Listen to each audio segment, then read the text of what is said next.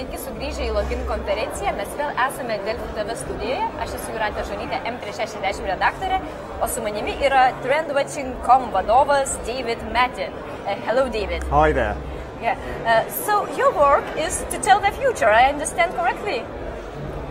Kind of, but we tend to say we're actually more about being very observant about the present. So we're all about watching innovations like new products, new services, new campaigns, the innovations that are coming onto the market now, and asking how are they changing what people expect, how are they changing customer behavior, and then you can start to think about how can I respond to that behavior before it kind of reaches me. So there's an element of thinking about the future, of course, but it all starts with watching what's happening right now.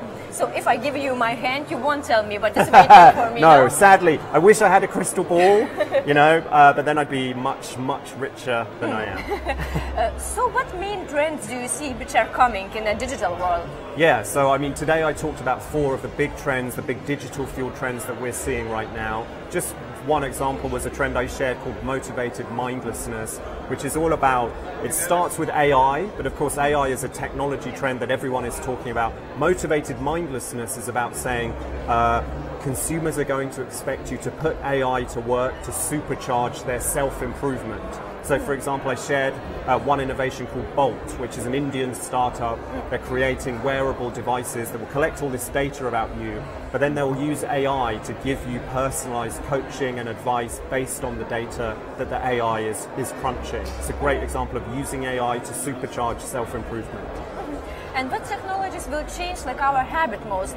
Many are speaking about virtual reality, so maybe we will live more in virtual world as in a real one. Yeah, I mean, I think that is, clearly it's coming down the pipeline. The changes it will wreak on society are going to be huge. I think it's fair to say. And again, you know, I don't have a crystal ball. No one can know exactly how this is going to play out, but it's going to be huge. One of the big trends I shared that I think we can see now around virtual reality, we call the virtual experience economy. And this is about virtual experiences that become like a status currency in their own right, just like experiences out in the real world have been for a long time. So for example, I shared the idea that ABBA in 2018 are partnering with Universal Music to go out on tour, but it's a virtual reality tour, okay, and that's going to be something that the fan base will go to and they'll boast about, they'll share online, just like they did if they'd gone to a tour in the real world, okay, and I think that's the direction we're heading in right now. And what business can do to adapt to these coming changes? Yeah, I mean, I think, you know, if you ask me my advice for business, the #1 advice would be become trend watchers, which is a very simple thing to do in the end. It's just about watching the innovations that are out there, asking yourself, how do these innovations, these new products, new services, new campaigns from all over the world, how are they changing consumer expectations? And then crucially, how can we respond to those expectations? Because if you start to do that, you can see the consumer expectations before they come to you, and you can start to innovate to respond to them in advance. And that's a very, very powerful way of dealing with the very rapid change that we live with now. So that would be my #1 advice, would just be start watching trends.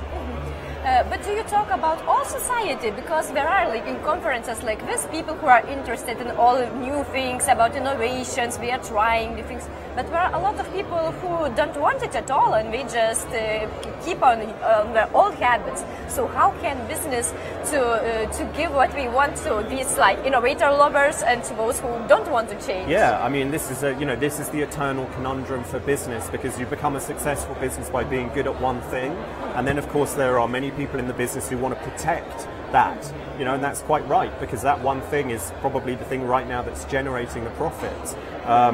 And if you want to be the guy who's all about protecting that, that's great. You know, businesses need that, but they need both. So they need the other side of it. They need a team that is outward looking, that is future focused, and they are to a certain extent troublemakers, because they will say, have we thought of this? You know, we need to be doing this, or we're doing this wrong. We need to change the way we do it. If you don't have that, then of course, like we all know, we've seen, right? We've seen what happened to Kodak. We've seen what happened to any number of massive players. They weren't looking outwards. They didn't see the change coming. You know, we saw what happened to Blockbuster Video, right? They thought Netflix was not going to be a problem, and they were wrong. Okay, if you don't see the change coming, at some point it becomes too late and it's over. So you need both. So what's your forecast from the data you have now? Like what the future customer will look like? I think, you know, the broad answer to that is they are out there in the world having their expectations changed by all the products, services, campaigns that they interact with. And that change is happening very, very rapidly. Their expectations are changing faster than ever. So the number one thing they're going to look to from brands is just responsiveness and an ability to keep up with their changing expectations. Right? If you can do that, then you're in a very good place, because they're going to be very demanding and their behaviors and their mindsets are going to change very rapidly.